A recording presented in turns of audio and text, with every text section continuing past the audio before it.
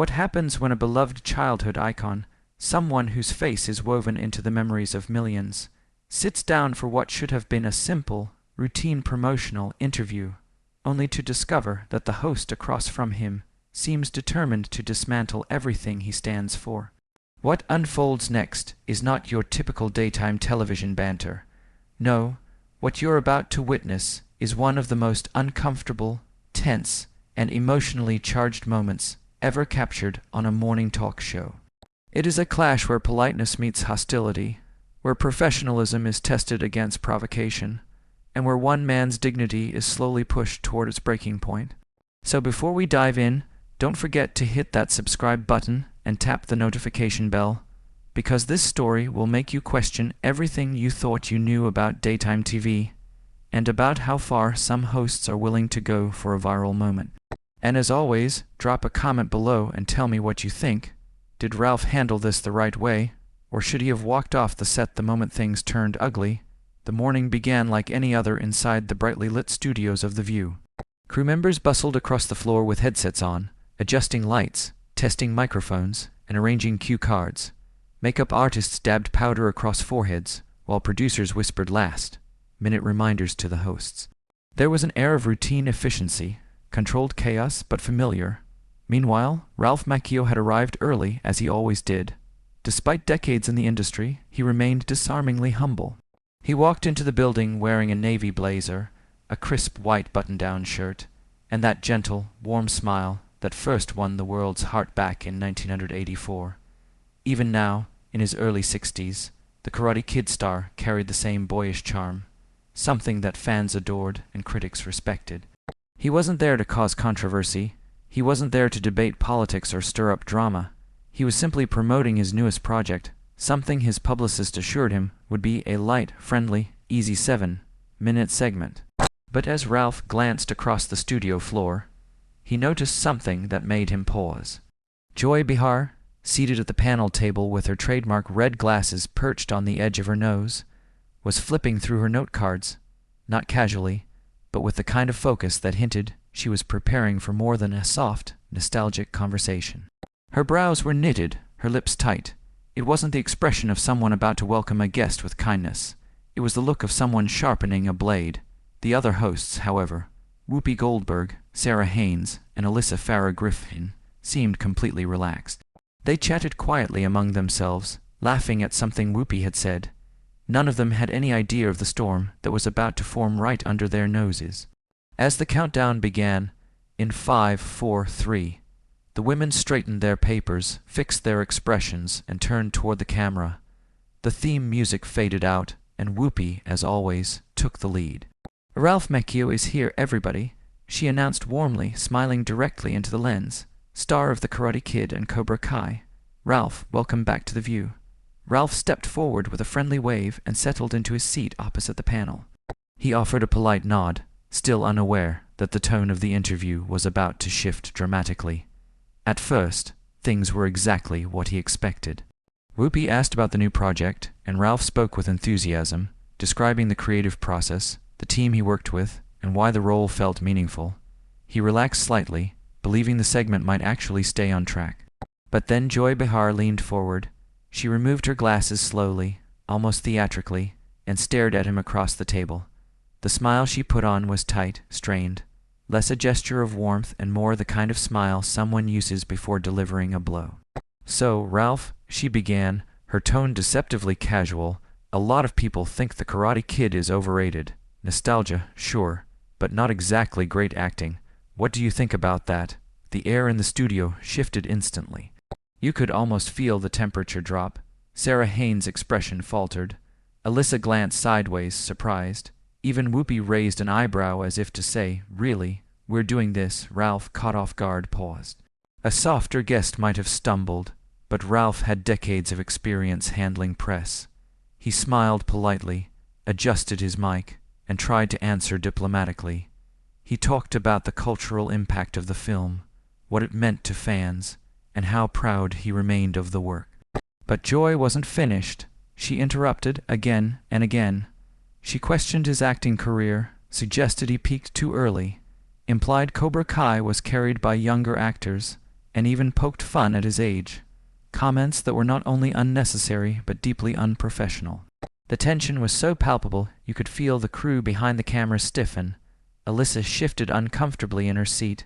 Sarah forced an awkward smile. Whoopi tried to redirect the conversation several times, but Joy kept steering it back into negativity. And through it all, Ralph remained calm. He didn't snap. He didn't get sarcastic. He didn't storm out, though anyone watching could see the frustration flicker in his eyes, the strain in his smile, the effort it took to maintain composure while being openly disrespected on live television. It became clear that this wasn't an interview. It was an ambush, a moment meant to provoke, a moment designed to create a viral clip at the cost of a man's dignity. By the time the segment ended, viewers could sense that something deeper had been damaged, not Ralph's career, but the trust between guest and host. And when cameras cut to commercial, multiple sources say the atmosphere on set was thick with shock and awkward silence. Now, here's the real question. Did Ralph handle it the right way? Should he have defended himself more aggressively? Should he have walked off? Or did he show strength by staying calm under pressure? Let me know your thoughts in the comments. And remember, daytime television isn't always as friendly as it looks. Ralph smiled warmly as he settled into the guest chair, the kind of smile that came naturally to him after decades of greeting audiences with humility and grace. "Thank you so much for having me, Whoopi," he said, adjusting his posture with the easy confidence of someone who had been in front of cameras since his teenage years. "It's always a pleasure to be here." Before Whoopi could respond, Sarah Haynes jumped in with genuine enthusiasm, leaning forward slightly as her eyes brightened. "So, tell us about what you're working on now, Ralph. What's new?" Her tone carried no tension, just sincere curiosity, the way interviews are supposed to start. Ralph nodded appreciatively. "Well, I'm actually developing a new series that explores mentorship through martial arts," he began, his voice steady, measured, and professional. "But it's in a completely different way than what people might expect from me." He paused just long enough for the audience to lean in mentally. "It's about how we can use ancient wisdom and philosophy to help modern kids navigate challenges like cyberbullying and social media pressure. It's less about fighting and more about emotional resilience." As Ralph spoke, Joy Behar leaned forward ever so slightly, her pen tapping against her notepad in a rhythm that felt more like a warning than a habit. Her expression was sharp, focused, almost predatory. When Ralph finished, she didn't smile, didn't nod, didn't ease into the conversation. Instead, she cut in. "Ralph, can I ask you something?" she said, her voice carrying the tightness of someone preparing a punch. "Of course," Ralph replied, open and calm. Joy tilted her head. "Don't you think it's a little irresponsible to keep promoting violence to children? I mean, here we are in a world where kids are shooting each other in schools, and you're still out here teaching them to fight." The temperature in the studio dropped instantly. Even through the screen, you could feel the tension harden like ice. Ralph's smile faltered just slightly, barely enough for the casual viewer to notice, but he recovered with practiced composure. "Joy," he said gently, "I think there's a fundamental misunderstanding about what martial arts actually teaches. It's not about violence. It's about discipline, respect, and self-control." "Oh, please." Joy waved her hand dismissively as if brushing away dust. "That's just marketing speak. At the end of the day, you're teaching kids to hit people. How is that not promoting violence?" Whoopi shifted uncomfortably in her seat, her eyebrows creased with concern. "Joy, I think Ralph is trying to explain that martial arts is more than just fighting. I can speak for myself, Whoopi."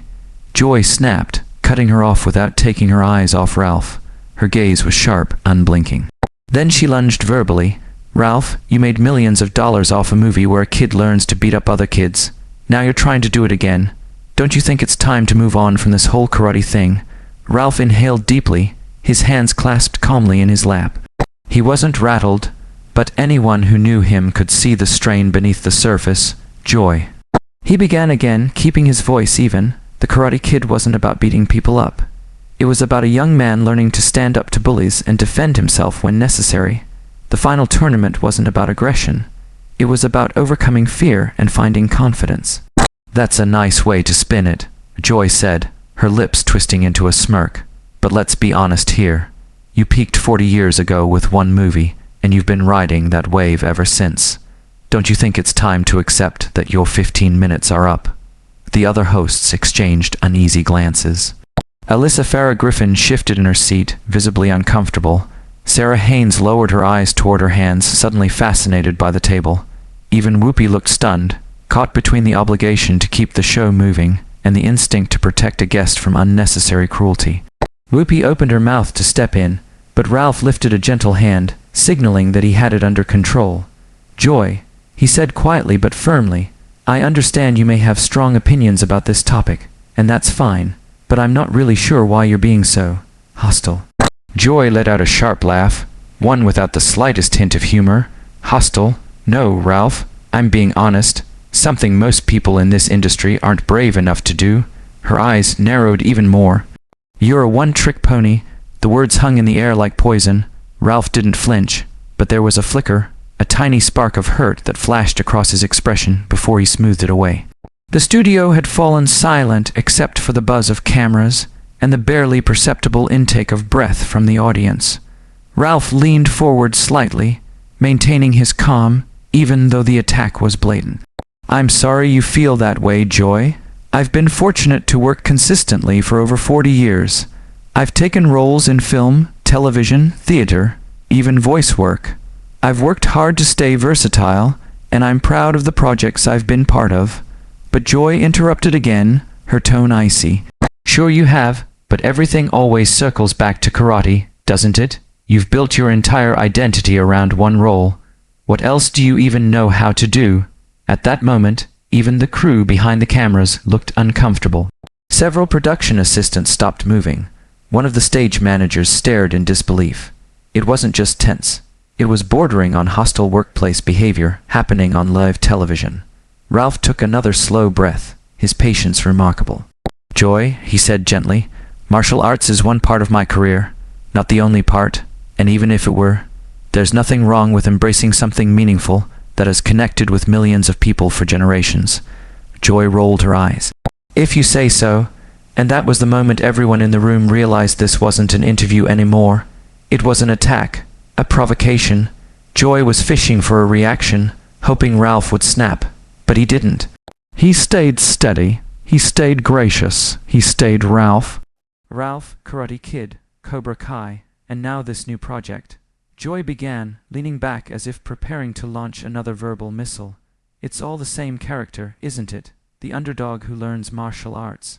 How many times can you possibly tell the same story?"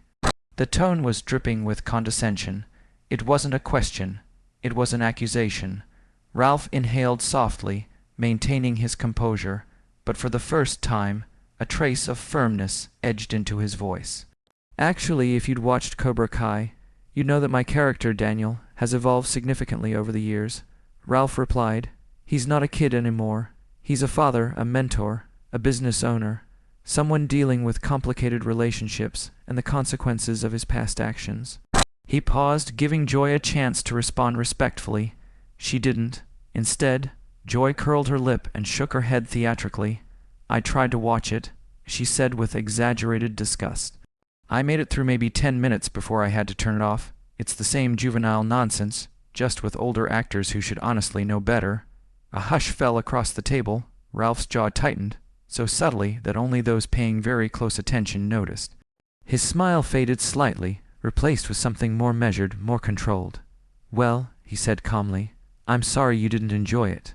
But millions of other people have found meaning in these stories. Stories about perseverance, about facing your demons, about standing up for what's right." "Standing up for what's right," Joy scoffed, her voice rising in volume. The hostility was no longer subtle. It was loud, direct, intentionally confrontational. "You mean standing up and punching people in the face? That's your version of what's right?" She threw her hands up dramatically. "I'm in my 70s, Ralph. I've lived long enough to know better, and we're living in a world where we're trying to teach children that violence is never the answer." Whoopi's eyebrows shot up. She shifted in her chair, clearly uncomfortable.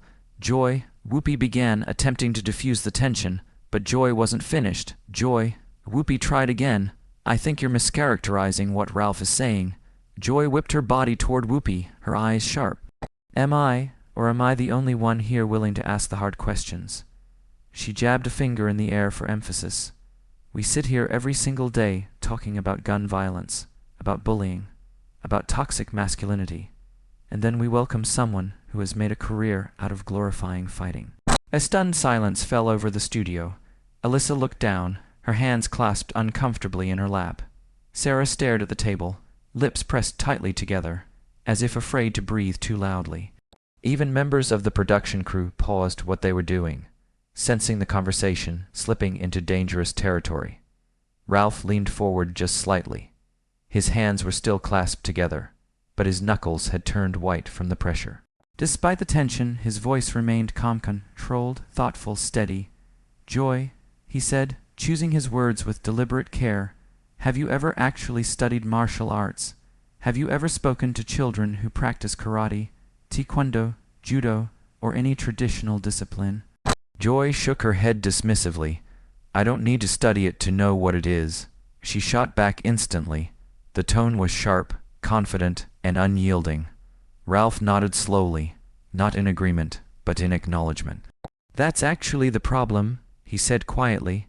"There are a lot of assumptions out there about what martial arts is. Most of them are wrong." Joy crossed her arms, unimpressed. Ralph continued, his voice gaining strength. "Martial arts isn't about hurting people. It's about not hurting people. It teaches restraint. It teaches discipline. It teaches children how to control their emotions instead of acting on impulse." Joy rolled her eyes dramatically, as though Ralph had just told a joke with a very predictable punchline. But he pushed forward. "For millions of kids who feel powerless, kids who are bullied, kids who are anxious, kids who feel small, martial arts gives them confidence, structure, and community. It teaches them how to respect themselves and others." Joy's lips pressed together tightly. She wasn't moved. Ralph's voice dropped to a softer, more emotional register. "Do you know how many letters I've received from parents who say martial arts saved their child's life? Kids who were on the brink of giving up on themselves. Kids who finally found a place where they felt safe and understood." Joy tapped her pen against the table, unimpressed. Ralph held her gaze. "You're judging something you've never participated in. You've never stepped into a dojo. You've never watched a child bow, thank their instructor, and walk away feeling stronger than when they walked in." Joy opened her mouth to fire back, but Whoopi lifted a hand, finally stepping in with authority. "Joy, enough," she said calmly, but Joy leaned forward again, refusing to be softened. "No, Whoopi, I'm not done. If we're going to talk about martial arts as some miracle cure, then I'm going to speak honestly." Ralph exhaled quietly, his face still composed, though his eyes betrayed a hint of frustration and hurt. "What exactly are you trying to say?" he asked. Joy pointed her pen directly at him. "I'm saying you've spent 40 years doing one thing, and now you're trying to package it as wisdom and philosophy to stay relevant." A ripple of shock passed through the audience. But Ralph didn't look away. He didn't break. Instead, he sat up straighter, shoulders squared, voice stronger than before. "Joy," he said evenly, "I'm not trying to stay relevant. I'm trying to help people. Whether you understand that or not, that's up to you." The table fell silent. For the first time, Joy had no immediate comeback. "It's organized violence with fancy uniforms and meaningless belts," Joy said sharply, her voice cutting through the studio like a razor. "It's a way for insecure people to feel powerful by learning how to hurt others." The audience shifted uncomfortably. A few people exchanged looks. It was one of the harshest accusations yet. That couldn't be further from the truth. Ralph replied, and for the first time, his voice carried unmistakable firmness, steel wrapped in calm. "Martial arts saved my life when I was young. It gave me confidence, discipline, a sense of purpose when I needed it most. It taught me that true strength comes from restraint, not aggression." Joy's response was instantaneous. She rolled her eyes with such exaggerated drama that even the cameras seemed to flinch. "Oh, please spare us the after-school special speech," she scoffed. "You were an actor who got cast in a movie. You didn't discover some mystical path to enlightenment through punching and kicking." A wave of murmurs rippled through the studio audience. Ralph could hear the shifting, the whispering, the shocked reactions behind him. People were beginning to sense that this wasn't an interview anymore, it was an ambush. Still, he kept his eyes on Joy, who wore a small, almost satisfied smirk. She wasn't just arguing. She was enjoying the discomfort she was causing. Joy.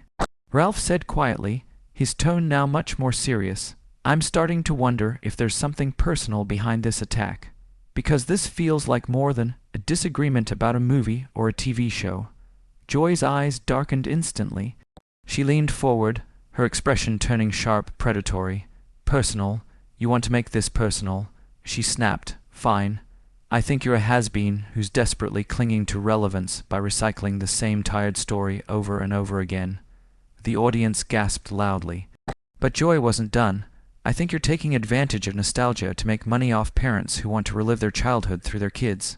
She continued relentlessly, "You're not inspiring anyone. You're exploiting memories." The other hosts sat frozen, stunned into silence. Sarah's face had gone pale. Alyssa stared at her notes, unable to look up. Whoopi looked furious but trapped, unsure whether to intervene or let Ralph defend himself. This was no longer tough questioning.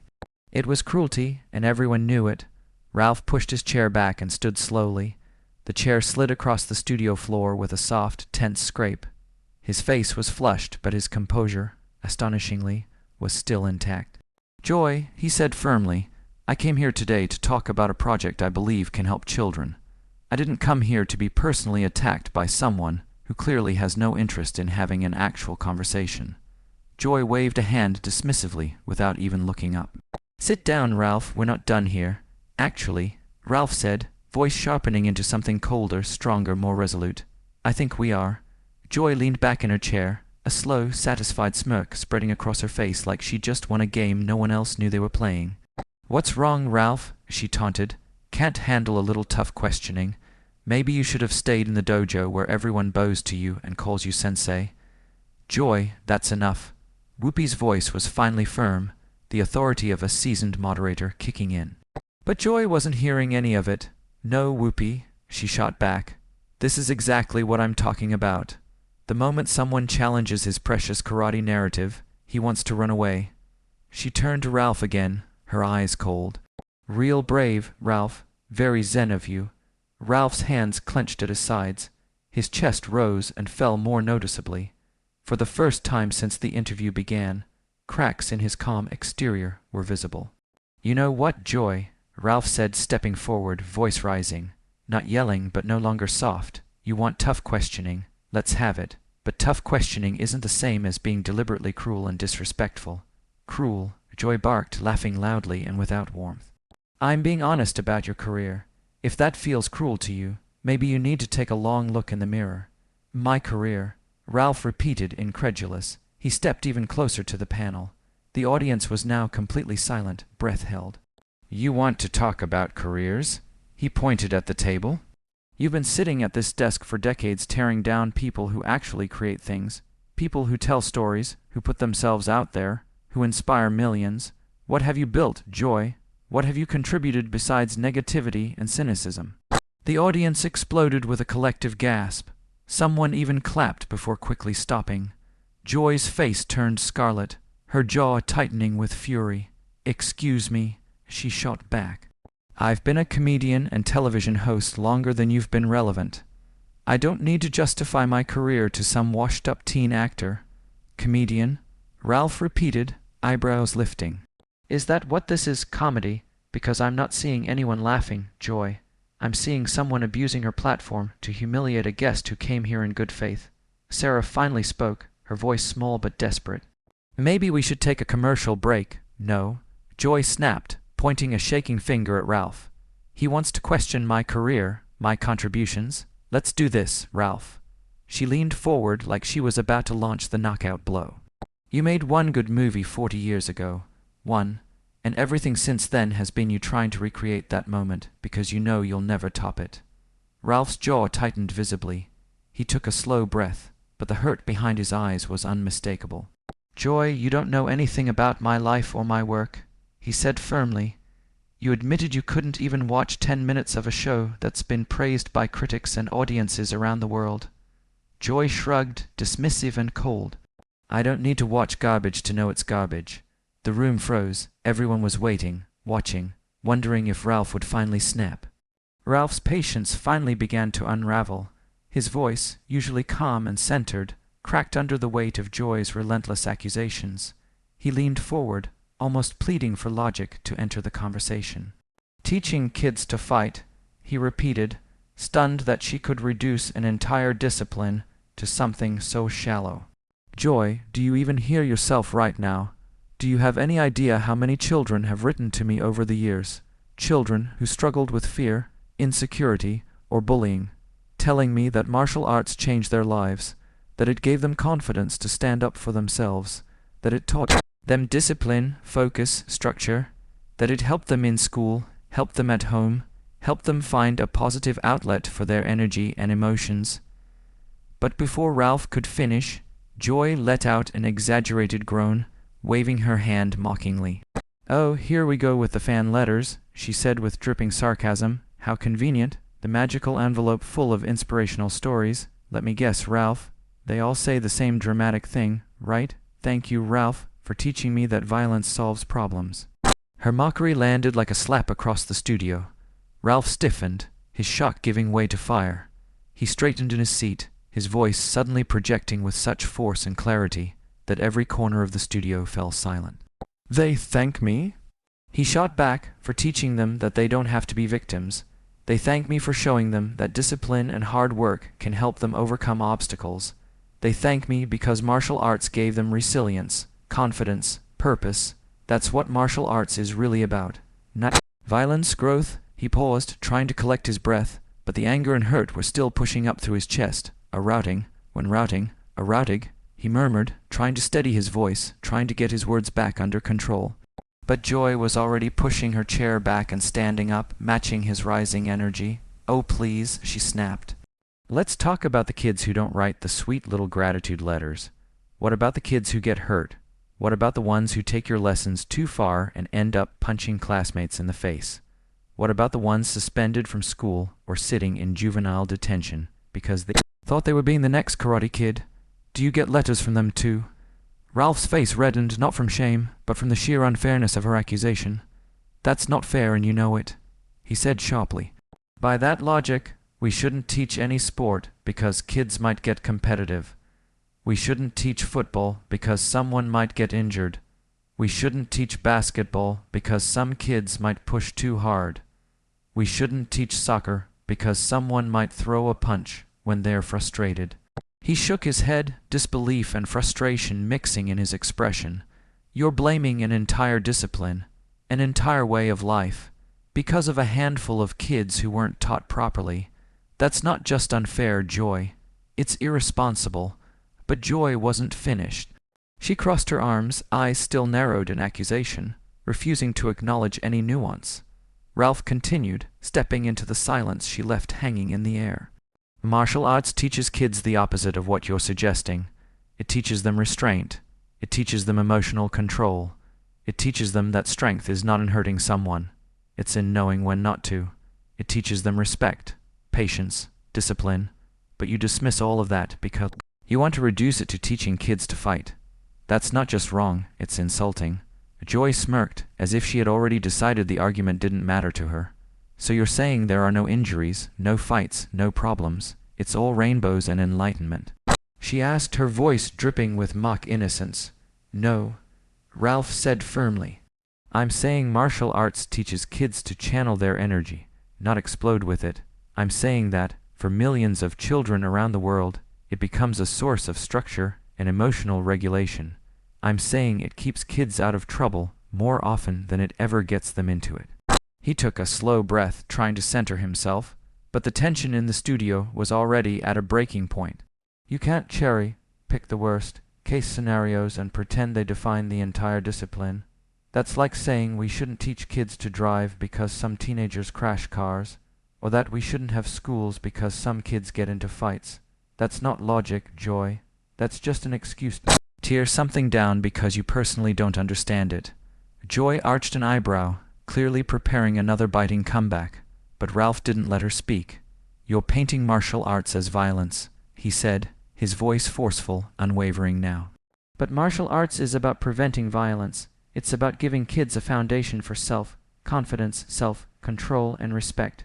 The reason those kids write letters is because the training gave them something they didn't have before: strength without aggression, confidence without cruelty.